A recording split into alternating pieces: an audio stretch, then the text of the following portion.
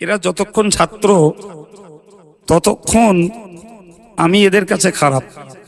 অথচ ওই মানুষটা 500 সুগার নিয়ে মানুষের দ্বারে দ্বারে চলে যান আমাদের মতো নাদানদের জন্য, যে আমার কিছু সন্তান আছে, এই যে সাজে সজ্জিত আছি, কে কতটা আনন্দিত আমি বলতে পারবো না।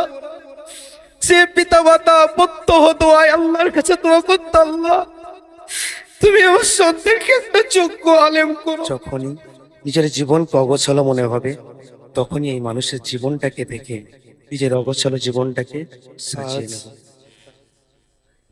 আনন্দপূর্ণ একটি মুহূর্ত আমরা উপভোগ করছি, তারপরেও আজ আমরা প্রচন্ড পরিমাণে ব্যথার মধ্যে আছি।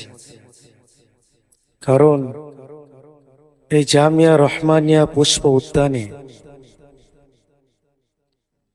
রক্তের সম্পর্ক ছাড়াই অসংখ্য দিন এই পাখিগুলো কাটিয়েছিল। আজ সেই পাখিগুলো বিদায়ী শব্দের আহ্বানে আপন আপন তরিতে ফিরে যাবে। সত্যি কথা বলতে কি, আগে অনেক বিদায়ী মুহূর্ত এই চর্মচোখে দেখেছি, তবে বুঝতে পারিনি যে এই বিদায়ী শব্দের স্বাদ এতটা তিক্ত। তবে বুঝতে পারিনি বিদায়ী শব্দের ভাব এতটা কঠিন। তারপরেও সর্বসত্য কথা, বিদায় নিতে হবে। সেই দিকে লক্ষ্য করেই সর্বাগ্যে সীমাহীন প্রশংসা জানায় মহান সর্বশ্রেষ্ঠ প্রতিপালক আল্লাহ তাবারক তাআলার প্রতি, যিনি অনুগ্রহ পরায়ণ হয়েই আমাদেরকে মর্যাদাময় স্থানে উপনীত করেছেন। কারণ আমার সমবয়সী কত যুবক আজ মদ, গাঁজা, ড্রাগস, চেনা ব্যভিচারের মধ্যে লিপ্ত আছে। রাসূল হাদিস পাকে বলেছেন যে আল্লাহ তাআলা যার কল্যাণ চান তাকে দিনের গভীর জ্ঞান দান করে। সত্যি বলতে কি, মনের মধ্য থেকে এই কথাটা বেরিয়ে আসছে। নিশ্চয় আল্লাহ তাআলা আমাদেরকে ভালোবাসেন, ওই জন্যই সে গুনার বেড়াজাল থেকে আমাদেরকে মুক্ত করে আজ এই কোরআন এবং হাদিসের আদর্শে আদর্শিত করে এই জামিয়া রহমানিয়ার পুষ্প উদ্যানে একটা পুষ্পস্বরূপ পরিস্ফুটিত হবার মতো তৌফিক দিয়েছেন। এই শুকরিয়া যদি তামাম জীবন আদায় করি, তাও আদায় করতে পারবো না। তারপর পরেই সীমাহীন দরুদ এবং সালাম জানাই প্রাণপ্রিয় রাসূলের প্রতি। আজকে আমরা একজন ডক্টর, একজন প্রফেসর, একজন ইঞ্জিনিয়ার হলে যতটা না আনন্দিত হতাম, তার থেকেও আজকে আমরা অধিক পরিমাণ আনন্দিত।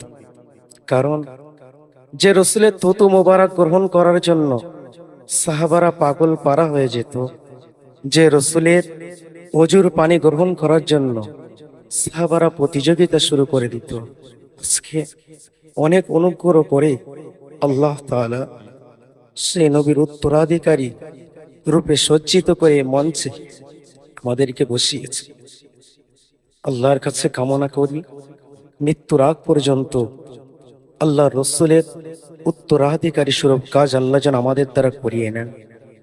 তারপর পরে আমাদের পিতামাতাদের প্রতি কৃতজ্ঞতা জানাই, যারা পাহাড় সমপরিমাণ আশা নিয়ে আমাদেরকে মাদ্রাসায় পাঠিয়েছিল। সত্যি বলতে কি, আমরা এখানে যারা আছি সবাই খুব গরিব পরিবারের ছেলে। হয়তো এমন হয়েছে আমাদের পিতামাতা তালিযুক্ত পোশাক পরেছে, অথচ আমাদেরকে রেখেছে রাজপুত্রের মতো। এমনও কোনো দিন ছিল যেদিন মায়ের কাছে হয়তো টাকা চাচ্ছিলাম, খাদ্যের জন্য বাড়ি কোনো টাকাও ছিল না, অল্প কিছু টাকা। তখন আব্বাজান সামনে আছেন, আব্বাজান নিজের দুর্বলতাটা বোঝাতে যাবে, আম্মু তখন চোখের ইশারায় বলে, আমি তুষাজ না খেয়ে থাকতে পারবো, তবে আমার সন্তানের চোখের পানি আমি দেখতে পারবো না। আজকে সত্যি বলছি, এই যে সাজে সজ্জিত আছি, কে কতটা আনন্দিত আমি বলতে পারবো না। যে পিতা মাতা প্রত্যহ দোয়ায় আল্লাহর কাছে দোয়া করতো, আল্লাহ তুমি আমার সন্তানকে একটা যোগ্য আলেম করো। আজকে হয়তো সে পিতা মাতাকে অল্প হলেও খুশি করতে পেরেছি। আল্লাহর কাছে দোয়া করি যেন দুনিয়া এবং আখিরাতে সেই পিতা মাতার প্রকৃত সন্তানের পরিচয় দিতে পারে। তারপর পরে কৃতজ্ঞতা জানাই আমাদের প্রাণপ্রিয় মুফতি সাহেবের প্রতি, যিনি অক্লান্ত পরিশ্রম করে আজকে আমাদের এই জায়গায় এনেছেন। সত্যি বলতে কি, যখন পিতা মাতার অশ্রু বিগলিত অশ্রু দেখে মাদ্রাসায় এসেছিলাম, মনে করেছিলাম যে মাদ্রাসায় কে সে আদর স্নেহই পাবো। এই 7 বছর জামিয়ে আছি, এখনো পর্যন্ত কোনোদিন মনে হয়নি যে আমি আমার পিতা মাতার স্নেহ থেকে দূরে আছি। সত্যি বলছি, এই মানুষটা, একটা কথা ভেবেছেন, 5 জন সদস্যের একটা সংসার চালাতে গেলে কত কষ্ট হয়। আমরা তো টাইম মতো যখনই খানার টাইম আসে আমরা আমাদের প্লেটটা নিয়ে বোর্ডিংয়ের সামনে চলে যাই, অথচ ওই মানুষটা 500 সুগার নিয়ে মানুষের দ্বারে দ্বারে চলে যান আমাদের মতো নাদানদের জন্য যে আমার কিছু সন্তান আছে। তাকে কত কটু কথা, কত গালি গালাজ করা হয়, তারপরেও তিনি কখনো তার আসল পথ থেকে হেঁটে আসেন না। সত্যি কথা বলতে কি, আমি একটা কথা মনে করি, তিনি তো দিনের তারাক্কি চান, ইসলামের তারাক্কি চান, তারপরেও কেন তাকে বিরোধিতা করা হয়? আজকে যারা বিরোধিতা করে তারা যদি তার কষ্টের সেই চিত্র একবার দেখতো, তাহলে বিরোধিতা করতে গেলে তাদের ঠোঁটগুলো পুরো কম্পিত হতো। সত্যি বলছি, এই মানুষটাকে কখনোই বলবো না যার হাসিটা সর্বদাই মনে পড়বে। যখনই মন বিচলিত হতো, তখনই তার হাসিটা আমাদেরকে শান্তি দিত। এই মানুষটাকে হৃদয়ের মধ্যে সাজিয়ে রাখবো। যখনই নিজের জীবনকে অগোছালো মনে হবে, তখনই এই মানুষের জীবনটাকে দেখে নিজের অগোছালো জীবনটাকে সাজিয়ে নেব। তারপর পরে কৃতজ্ঞতা জ্ঞাপন করছি আমাদের প্রাণপ্রিয় শিক্ষকদের প্রতি। হয়তো আমাদের পিতামাতা আমাদেরকে ভূমিষ্ঠ করেছেন, তবে হয়তো আমরা অন্য পথে চলে যেতাম। 1000টা পথের মধ্য থেকে সঠিক পথটাই আমাদের ওস্তাদরা আমাদেরকে দেখিয়ে দিয়েছেন, যে পথটাই আমাদের উচ্চ মাকাম পৌঁছাতে সাহায্য করে। আল্লাহ যেন সেই ওস্তাদকে প্রকৃত যে যাজা, সেই যাজা নসিব করেন। শেষমেশ সত্যি কথা বলতে গিয়ে আমাদের ওই সমস্ত পিতামাতা যারা হয়তো আমাদের প্রকৃত পিতামাতা নয়, তারপরেও সন্তানের মতো আমাদেরকে আপনারা আদর স্নেহ দিয়েছে। হয়তো আপনাদের আমরা প্রকৃত সন্তান নই। বড় হুজুর বারবার আমাদের বলতেন যে আমাদের সংগঠনের মাদ্রাসাগুলো সাধারণ মানুষের কালেকশনে চলে। সত্যি, হয়তো 500 টাকা রোজগার করেছেন, আমাদের মতো সন্তানদের জন্য কিছু টাকা রেখে দিয়েছেন। অনেক মা আছেন, কিছু টাকা গুছিয়েছেন, আমাদের মতো সন্তানদের জন্য রেখে গেছেন। আপনাদের সে টাকা কত হাফেজের জেহেনকে শক্তিশালী করেছে, কত আলেম শক্তিশালী হয়ে কওলা রাসূলুল্লাহ পড়তে পেরেছে, কত মুফতি, কত ফারায়েজ এবং ফতোয়া বার করতে পেরেছে। ওই জন্য আপনারা সর্বদাই আমাদের জন্য দোয়া করবেন, আমরা যেন প্রকৃত মেহনত দ্বারা সর্বদাই আপনাদের পাশে থাকতে পারি এবং কিয়ামতের দিনে আল্লাহর কাছে বলতে পারি, আল্লাহ, যে সমস্ত মানুষেরা হয়তো সামনে অনেক ব্যক্তিকে দেখেছে সুন্দর খাওয়া দাওয়া করতে, তারপরেও টাকাটা আল্লাহ আমাদের পেছনে দিয়েছিল, আল্লাহ দিনের জন্য যারা করেছে, আপনি তাদেরকে জাহান্নামের আযাব দেবেন। এই দাবিটা যেন আল্লাহর কাছে। শেষমেশ একটাই কথা বলবো, আমি অনেক জায়গায় গিয়েছি, অনেকে আমাকে বলে যে কায়ুম মাতিয়া সাহেবের মাদ্রাসায় পড়লে তোরা ওহাবি, বিভিন্ন রকম কথা বলে। আজকে এখান থেকে অন ক্যামেরা আমি একটা কথাই বলতে চাই, আমরা ওই সমস্ত দোকান নয় যে দোকানের উপরে যে জিনিসটা লেখা থাকে সে অনুযায়ী তার ভিতরে মালপত্র পাওয়া যায়।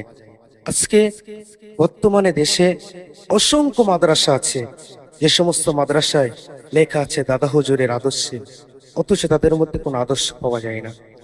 আজকে এখানে দাঁড়িয়ে বলছি, মুফতি সাহেবকেও বলতে হবে না, আঞ্জুমানে ওয়াইজিনের বক্তাদেরকেও বলতে হবে না, ইনশাআল্লাহ জামিয়া নয়, সংগঠনের সমগ্র মাদ্রাসার ছাত্রদের আদর্শ পরিচিতি বলে দেবে।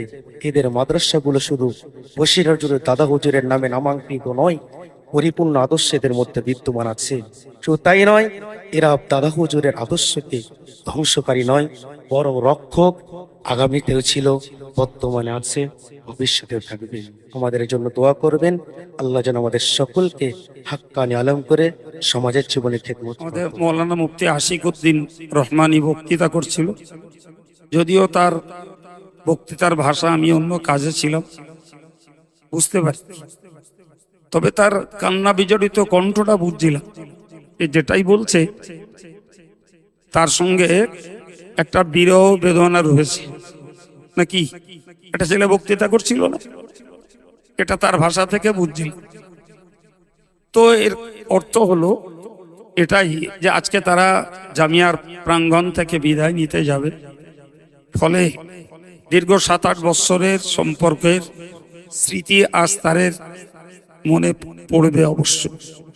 তবে এই জায়গাটায় দাঁড়িয়ে একটা কথা ভাবতে হবে, আমার টোটাল কমিটি, দাতা, সহযোগী, সেক্রেটারি, এদের কাছে সর্বঙ্গে ভালো, কিন্তু জানেন এরা যতক্ষণ ছাত্র ততক্ষণ আমি এদের কাছে খারাপ।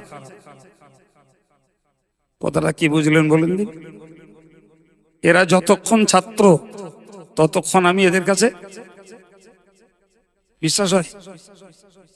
হ্যাঁ, এরা মোবাইল চালালে বাধা দেব, চুল বড় হলে কেটে দেব, ঠিক আছে, কামাই করলে কৈফিয়ত নেব, প্রয়োজনে মারব, আবার ফাইন নেব, আবার কেউ যদি ক্লাস না করে, অলসতা করে, তার অফিসে ফেলে শাস্তি দেব।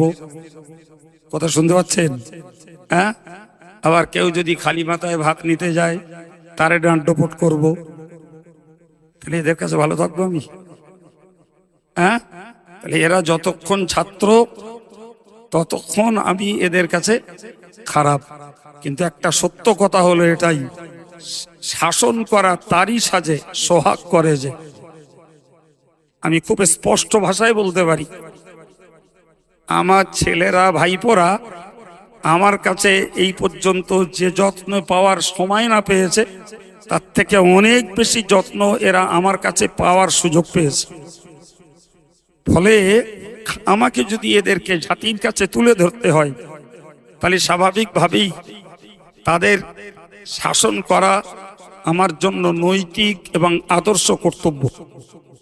তা না হলে এদের স্বাধীনতায় যদি ছেড়ে দিই, প্রথমত এরা ছাত্র, দ্বিতীয়ত নিশ্চিত জানেন এরা ইলমে দ্বীনের ছাত্র, তার মানে এদের বড় পথের গুপ্ত ঘাতক হলো শয়তান। কথা ঠিক না ভুল? এদের গুপ্ত ঘাতক হলো শয়তান। তো যতক্ষণ পর্যন্ত ওস্তাদের নিগরানি, ওস্তাদের তত্ত্বাবধান, ওস্তাদের শাসন না পায়, ততক্ষণ পর্যন্ত শয়তানের জয় জয়কার। কিন্তু যখনই ওস্তাদের শাসন এবং ওস্তাদের ধমক পায়, শয়তান তখন কাচুমাচু করে পালাতে বাধ্য হয়। এভাবেই তিল তিল করতে করতে তারা আজকের একটা জায়গায় আল্লাহ আনিয়ে দিয়েছেন, আলহামদুলিল্লাহ। সুতরাং আমি বলবো যে যতক্ষণ শাসনে রয়েছে ততক্ষণ এদের কাছে আমি খারাপ। তার মানে এই নয় যে এরা আমার প্রতি কোনো দুর্ব্যবহার করবে, কোনো অশ্রাব্য ভাষা ব্যবহার করবে, নেভার, এটা নয়। কিন্তু মনে মনে স্বাধীনতায় হস্তক্ষেপ বলে একটু কষ্ট হয় বই কি। চাচ্ছি একটু মোবাইল দেখবো, চাচ্ছি চুলটা একটু বড় রাখবো, চারটে একটা কাঠ টুপি পরবো, তা হুজুর কিচ্ছু সমর্থন দেয় না। জি, কিন্তু একটা কথা মনে রাখতে হবে যে আমাকে যদি জাতির কাছে আদর্শ মানুষ করে তুলতে হয়, কে জাতির জন্য আদর্শের আলো হবে, কে বা তিমিরে মিশে যাবে, কে বা পরিবারের অন্তর্ভুক্ত হয়ে যাবে, কে বা জাতির আদর্শ হয়ে দিশারি হবে, আল্লাহই ভালো জানেন। কিন্তু আমি যখন দেশের জনগণের পয়সা নিয়ে এদের পরিষেবা দিচ্ছি, তাহলে আমার দায়িত্বটা আমাকে পালন করতে হবে না? হবে না? যে সেই জায়গায় দাঁড়িয়ে নিশ্চয়ই বলবো যে তারা যখন স্বাবলম্বী হবে, জ্ঞান চক্ষু খুলে যাবে, আদর্শের আলো ফুটে যাবে, তখন তারা বুঝবে যে হুজুর যেটা করেছিলেন সেটা ভালোর জন্য করেছিলেন। এই কথা বলেন, ঠিক না ভুল? এ কথা তারা বলতে বাধ্য। সবে তার সূচনা শুরু হয়েছে যে আজকের বিদায় লগ্নে তাদের ভিতরে এক ভাঙা হৃদয়ের ভাষা আমরা পেয়েছি। এটাই ভবিষ্যৎ জীবনে তারা আমাদের প্রশিক্ষিত আদর্শটাকে যে উপলব্ধি করবে, তারই সূচনা শুরু হয়েছে আজকে তাদের ভাষণের ভিতর দিয়ে। ফলে আমি বলবো যে তারা জাতির জন্য আদর্শ হয়ে উঠুক, জাতির ধর্মীয় লিডার হোক, এবং যার যতটুকু জায়গা ততটুকুতেই তার শিক্ষাটাকে বাঁচিয়ে রাখার চেষ্টা করুক। সবাই বলুন আমিন। সবাই বলুন আমিন। কেউ যদি একটা বাগদাদি কায়দা, একটা ইয়াসাল্লাল কোরআন এটাকেও পড়ানোর সুযোগ পায়, তাহলে তার জীবনের শিক্ষা সাধনার একটা ন্যূনতম হক আদায় হবে। জি, এটুকু আমরা তাদের কাছ থেকে খুব জোরালো ভাবে আশা রাখতে পারি। এর সঙ্গে বলবো যে যদি তাদের প্রতি আমার কোনো বিচার ব্যবস্থা সীমা অতিক্রম করে, তার জন্য আমি দুঃখিত, এবং আশা করি সেটা অন্তর থেকে তারা ভুলে যাবে। আর যদি তাদের হাঁকি বকি যাই করি, আদর্শ মানুষ করে তোলার ক্ষেত্রে যত্ন করি, তাহলে নিশ্চিত এর যাজা আল্লাহ যেমন দেবেন, আমি পাবো, আমার কমিটি পাবে, দাতারা পাবে, এবং নিঃসন্দেহে তারাও এর বাস্তব জীবনে যাজা পাবে ইনশাল্লাহ। ঠিক না ভুল? জি। সুতরাং আমি বক্তব্য বাড়াচ্ছি না। তাদের জন্য রয়েছে অন্তর নিংড়ানো দোয়া, আগামীতেও থাকবে। শেষে এইটুকু কথা বলবো, যখন তাদের শিক্ষা জীবন গড়ার ক্ষেত্রে 7-8 বছর 9 বছর ধরে অক্লান্ত পাহারাদারি করেছি, আজও তার রেকর্ড। প্রচুর ছেলে বাইরে কর্মে লিপ্ত, তে যখন সমস্যায় পড়ে হুজুরের দ্বারস্থ হয়, টেলিফোনে নাই কাছে এসে যে কোনো ভাবে। তো এতটুকু বলবো, যতক্ষণ আল্লাহ ধরে জান রাখবেন, জ্ঞান থাকবে, এদের কোনো বাধা বিপত্তি কর্মজীবনে, কোনো রকমের বালা মুসিবত, এবং এদের প্রচার জীবনে কোনো রকমের ঠাকায় পড়লে, কানে শুনলে অন্তত পক্ষে এদের পাশ থেকে সরে যাব না, এদের পাশে দাঁড়িয়ে থাকবো ইনশাল্লাহ। এবং এদের কাছে দাবি করব যে তোমরা শিক্ষা জীবন শেষ করে যারা ঘরে ফিরছো, কর্মে ফিরছো, ওস্তাদদের ভুলে যেও না। বিশেষ করে ওস্তাদরা সবাই তাদের শিক্ষার ডিউটি করে, বাকি এদের ঘর পরিষ্কার থেকে শুরু করে আর জ্বর সর্দি পর্যন্ত সমস্তটা তদারকি আমার ব্রেনে এসে তবে সাপ্লাই হয়। কথা বুঝে আসছে কি? হ্যাঁ। তাহলে এরা কর্মজীবনে, শিক্ষা কর্মজীবনে, সংসার জীবনে কোনো সমস্যায় পড়বে আর আমার দ্বারস্থ হবে, আর আমি তাদেরকে বেমালুম ভুলে যাব, এটা ইনশাল্লাহ যেমন হবে না। তাদেরকেও বলবো যে তারা যেন শিক্ষা জীবন শেষ করেছে বলে সবকিছুই আয়ত্ত করতে পেরেছি এটা না ভেবে, তারা স্মরণ করলে আবার ইনশাল্লাহ আমাকে বা আমার নির্দেশিত যাকে প্রয়োজন তাকে পাবে ইনশাল্লাহ। এইটুকু বলেই আমি আজকে তাদের বিদায় দিচ্ছি। আবারও তাদের সঙ্গে সাক্ষাতে আবার কথা হবে। বাকি আমাদের অন্য প্রোগ্রামগুলো এখন সম্পন্ন হবে।